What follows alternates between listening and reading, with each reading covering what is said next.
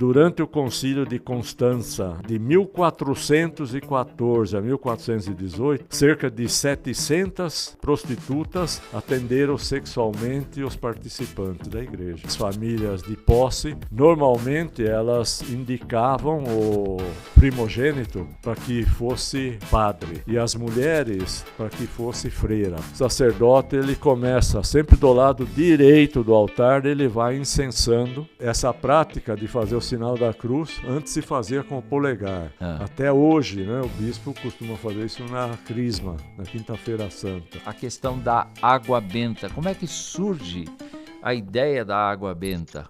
Olá, aqui é o reverendo Wilson do Amaral Filho, sou pastor da Igreja Presbiteriana de Jundiaí e nós estamos no podcast a respeito de História da Reforma Protestante. Estamos sendo guiados nesta viagem de vários episódios já, que você pode examinar na nossa mídia, e estamos sendo conduzidos pelo presbítero Vlander Zickel, presbítero emérito da Igreja Presbiteriana de Jundiaí, e que tem sido professor nesta área para a preparação de novos membros já há vários anos. Há muitos anos. Boa tarde, presbítero Vlander. Boa tarde a todos. Vamos dar sequência, então. Vamos. Bom, ainda dentro, para finalizar esse tema aí, que é interessante também, sobre o celibato, já nos séculos 3 e 4, já existiam movimentos dentro do catolicismo propondo que os religiosos deveriam praticar o celibato. Mas foi no século XI que vários papas, né, Leão IX, Gregório VII, se esforçaram novamente para aplicar com maior rigor as leis, devido ao quê? Devido à degradação moral que estava presente no clero, né? E esse celibato ele é ratificado no primeiro concílio de Latrão, em 1123, e depois no segundo concílio de Latrão, em 1139. Latrão está situado dentro de Roma, né? Inclusive tem uma, não sei se é uma igreja, uma catedral, como é que é, mas é importante. Depois a gente vai ver o porquê, né, disso aí também. Tá? A partir desses concílios de Latrão, fica decretado que clérigos não poderiam casar ou mesmo se relacionar com concubinas. Né? Por que se menciona aqui? Porque entre os séculos 10 e 15, e 15º, né, 15, o concubinato dos presbíteros, clérigos e sacerdotes dentro do catolicismo, claro. Era muito comum, né, esse relacionamento com mulheres dentro do continente europeu. Tá? Deixa eu fazer uma pergunta de ordem econômica aí. A gente sabe que essa época é uma época em que você tinha uma classe de nobres, não é? Uma classe de pessoas que viviam nos seus luxos e uma classe de pobres. Não é?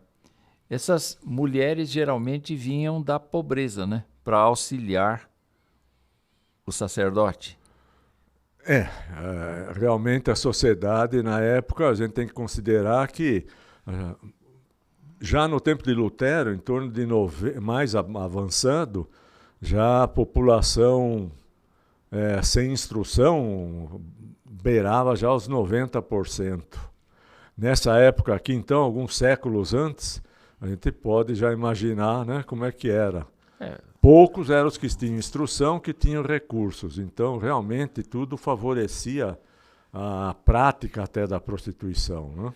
Por conta da necessidade de subsistência, né? Exato. Quer dizer, eu explico, mas não justifico isso. Exatamente. Isso de jeito nenhum é errado. Mas a igreja, de certa maneira, ainda que o sacerdote tivesse um voto de pobreza ou coisa semelhante, ele, na verdade, lidava com um certo patrimônio. Sim. E as pessoas se agregavam a ele por pura subsistência, né? Sim. Então, pode ser até que o sacerdote reivindicasse alguma relação física, mas isso sou eu que estou afirmando aqui. E a pessoa, não tendo teto, não tendo condições, se apresentava. Se apresentava nisso. É. Tem uma observação, né, para ver como que a igreja também ela teve uma influência grande, ou a prostituição.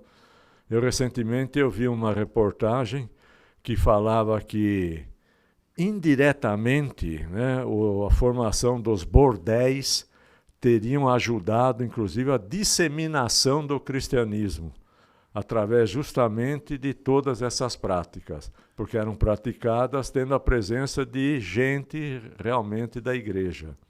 Tá? Então veja a que ponto nós chegamos. Né? Aqui tem uma observação que durante o Concílio de Constança, de 1414 a 1418, cerca de 700 prostitutas atenderam sexualmente os participantes da igreja. Nossa. Tá? Então, na Igreja Católica Oriental Ortodoxa, nós falamos, né, o celibato já ele passa a ser obrigatório apenas para os bispos, como nós mencionamos. Sei. Né? Outra coisa que se alega por que a Igreja Católica Romana exigiria o celibato?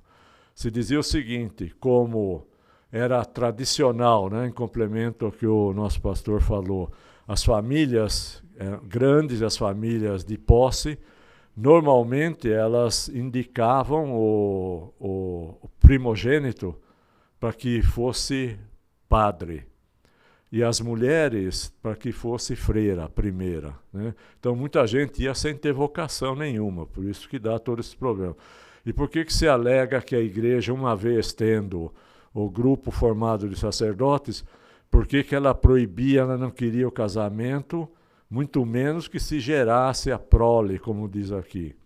Falam que é para que os dotes daquela pessoa, o padre, que se mantivesse solteiro, não é? Ele não tivesse que distribuir as riquezas herdadas de famílias ricas, não é? Para as suas esposas e filhos, mas que isso se manteria dentro da igreja. Embora não tenha assim uma documentação real sobre isso, isso é uma das causas que poderia explicar. Mas não é a única e não é a principal. Né? Aqui é costume se aventar essa hipótese como sendo por esse motivo. Né? Bom, nós já falamos no protestantismo, não tem esse problema. Outra coisa que se discute é sobre a infalibilidade papal. Então, anteriormente se dizia que o Papa, como representante, como sendo o próprio Cristo aqui na Terra, não é? Seu representante de Deus, ele era infalível. Hoje a Igreja já defende o seguinte, não é bem assim. Né? O Papa, como só pode ter essa explicação, ele é um ser humano, portanto, caído, ele é pecador. Agora, como é que eles vai se defender a infalibilidade?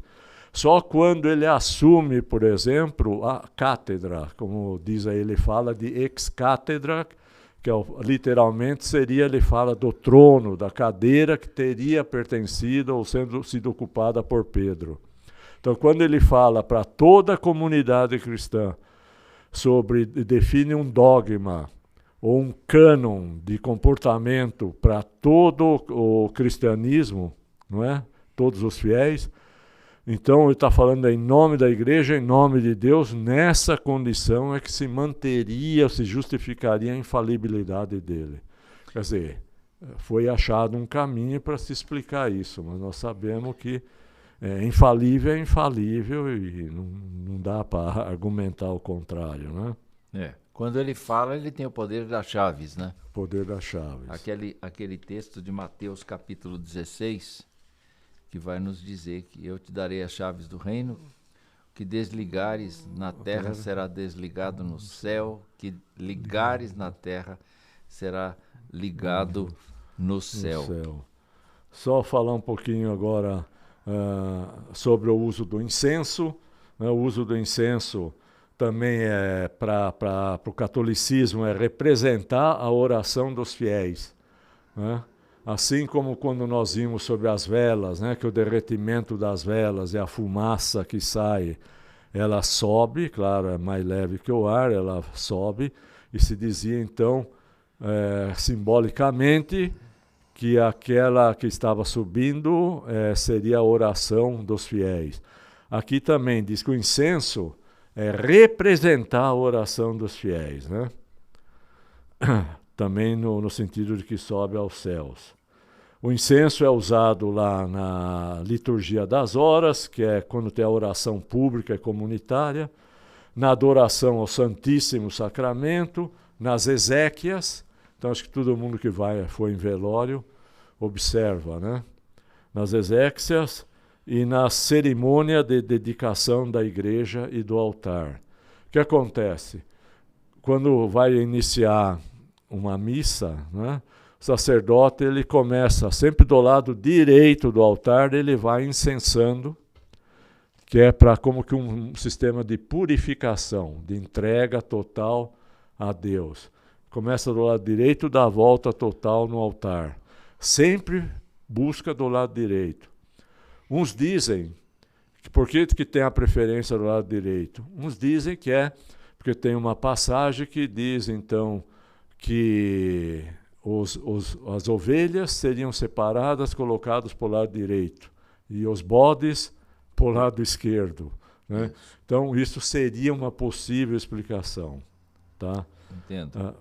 Uma outra coisa que se faz, que eu também não sabia, vi de literatura, que para se servir a comunhão, por exemplo, o sacerdote tem sempre que utilizar a mão direita, mesmo que ele seja canhoto. Teve já aluno que me perguntou, mas e se ele não tem a mão direita? Eu falei, bom, aí eu não sei como é que faz. Aí ele não ministra a ceia. Não sei, nesse caso eu não sei realmente se pode usar a mão esquerda ou não, né? Mas eu queria dizer para você que o incenso é visto nas Escrituras mesmo como um símbolo das orações. Até no meio evangélico, nós podemos entender que esta fumaça que sobe, ela representa as orações dos santos. Sim, como diz aqui no Salmo 141:2, diz o seguinte, que minha oração suba até vós como a fumaça do incenso, que minhas mãos estendidas para vós sejam como oferenda da tarde. Tá. Tá? Aproveitando a ideia do incenso como símbolo de oração, nós sabemos, por exemplo, que no judaísmo os religiosos foram criando orações e orações específicas. Tanto é que o fiel, o que fazia a oração, tinha que fazer a oração certa, a oração adequada, apropriada para aquele momento e para aquela necessidade específica. E eram orações pré-elaboradas. Ou seja, a pessoa tinha que memorizar aquela oração ou ler aquela oração, porque era aquela oração que valia. Quer dizer, a igreja adotou o mesmo critério ou cada fiel, quando ora no culto, ora livremente, ou ele tem que orar de acordo com as orações pré-elaboradas? Dentro da Igreja Católica, eu sei que às vezes é distribuído um boletim, né, onde o sacerdote ele dá o início e depois já tem a resposta dos fiéis prontas, né? Já dentro do protestantismo já é mais livre. Quando pede uma oração, a pessoa está mais livre para orar. Tem casos, por exemplo, onde se faz, por exemplo, o recolhimento do dízimo. Então se pede para fazer uma oração, na oração se colocar um agradecimento pela oferta recebida. Tem local que pede-se, por exemplo, para que seja direcionada a oração para a cura de enfermos, né? Para Deus atentar de uma forma mais específica ainda para aquele grupo de enfermos, né? Enfermidades pesadas. Mas não são orações prontas, são temas que são sugeridos e o indivíduo está livre para orar. Dentre os vários tópicos, às vezes, que ele ora, ele pode colocar esses, ou especificamente orar por um determinado motivo mencionado. Tá certo. Isso na igreja protestante. Protestante. Mas na igreja católica continuam as orações, Sim. assim, aquele jogo Não é pergunta, mas é uma afirmação exato, e uma resposta. Uma resposta. É uma oração e uma resposta. Chama os responsos. Isso. Que eles falam. Isso. Então, esta é uma diferença que existe. Sim. Embora a interpretação de incenso seja basicamente a mesma, no sentido de que representa as orações dos santos, na verdade, existe uma diferença muito grande, que a oração na Igreja Católica é direcionada pelo programa cultico. Enquanto que dentro do programa da liturgia protestante, você encontra uma certa liberdade para a oração. Exato. Tá bom. Sem dúvida. Nós estamos quase no fim deste episódio e eu gostaria de retomar um pouco o item 17, que seria a água benta. Uhum. Você, de propósito, não falou dela ou então não quis falar, mas eu gostaria de retomar a questão da água benta. Como é que surge a ideia da água benta? Não é? Sim. Essa utilização da água benta, né? Inclusive para o próprio batismo, limpeza espiritual, é comum em diversas igrejas, né? Desde cristianismo, passando pelo sikhismo, hinduísmo, né? Nós sabemos que os islâmicos também utilizam a água como um sistema de limpeza, de purificação, né? Sim. Então, sempre nesse sentido. Então, de acordo com isso, trata-se de uma água que ela teria sido santificada por um sacerdote, né? Uma ação humana, né? Com o propósito de ser utilizada, por exemplo, para o batismo, para abençoar pessoas, mas não somente isso, também abençoar lugares e objetos. É por isso que a gente vê, às vezes, ouvia, né, era mais comum, agora não tenho visto muito, não, mas na televisão a gente via a inauguração de salões, né, de obras, enfim, do município ou do estado, hospitais. Até mesmo passagem de carros. De carros. E era comum ter um representante da igreja, ele vinha, quando é uma inauguração de algo novo, corta a fita junto com o político presente e depois ele benze o local, né, fazendo o sinal da cruz e joga como se fosse uma aspersão, né, dessa água no sentido de purificar, né? Isso daí tem vários sentidos, né? Tem o sentido também de não só abençoar para que o lugar seja protegido, mas também como se fosse para criar uma barreira para que espíritos malignos também não adentrassem ao local. Isso vem do próprio catolicismo ou surgiu de algum outro lugar? Olha, você disse na sua apostila que foi introduzida na igreja em substituição a uma antiga cerimônia judaica, em que antes das pessoas entrarem em oração, elas se lavavam, pedindo a Deus que as tornassem limpas, né?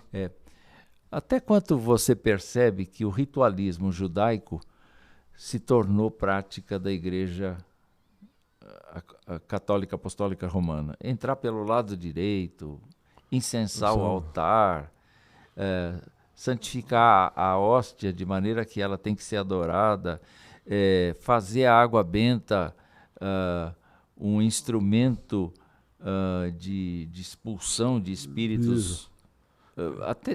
Até onde você percebe que a igreja copiou muito da tradição judaica nesse sentido de tradição? Isso daí foi forte, né? O judaísmo traz como consequência para a igreja a manutenção desses costumes. Certo. Se aventa, inclusive, que o próprio purgatório vem, né, através do próprio Macabeus, Sim. aquele fato que nós mencionamos, Sim. que também é uma influência do judaísmo em si, que vai se traduzir numa prática do catolicismo. Né? O que é um fiel persignar? Tá. Persignar não é perseguir, né? Persignar é fazer o sinal da cruz. Tá? Então, até nisso, entre as duas igrejas católicas tem diferença. Né? Por exemplo, assim, rapidamente... Então, mas começa a partir da água benta, por isso que se coloca a água benta na frente? Isso daí já tinha, por exemplo, quando se fazia a extrema-unção, também já pregava-se também, não água, aí seria óleo, tá? Mas essa prática de fazer o sinal da cruz, antes se fazia com o polegar. Até hoje, né, o bispo costuma fazer isso na crisma, na Quinta-feira Santa. Tá? Mas era feito no sentido de se proteger, fazendo o sinal da cruz, pedir a proteção de Cristo para si.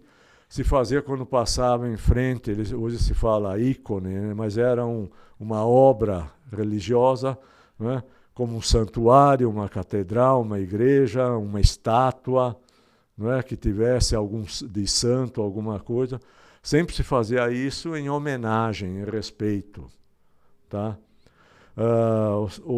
A persignação, como eu falei antes, era só com o polegar. Depois ela começou a ganhar amplitude, né? Como é que ela passou a ser feita, utilizando não só o polegar, mas a própria mão, o braço. Tá? E como é que se fazia isso? No catolicismo romano, então a mão tem que ser espalmada, ou seja, aberta a mão. Não é?